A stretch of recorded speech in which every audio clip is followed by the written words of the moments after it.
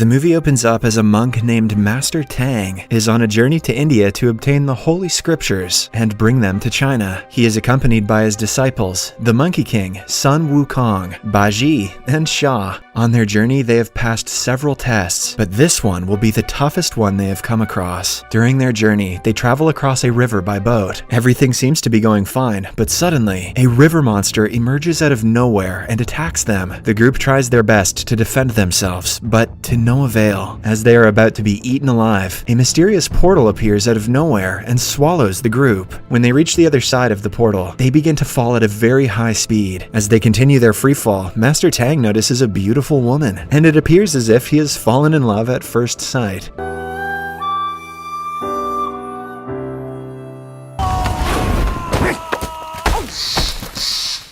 But before the group can decipher their location, the beautiful woman approaches them and inquires if they are men. Tang, who at this point is completely smitten, responds yes, but the woman walks away with only a smile. Shortly after, she arrives at a large kingdom, which is inhabited by only women. From the ministers to the workers, doctors to the librarians, everyone is female. Moreover, the beautiful woman is revealed to be the queen of the kingdom, which they refer to as Womanland.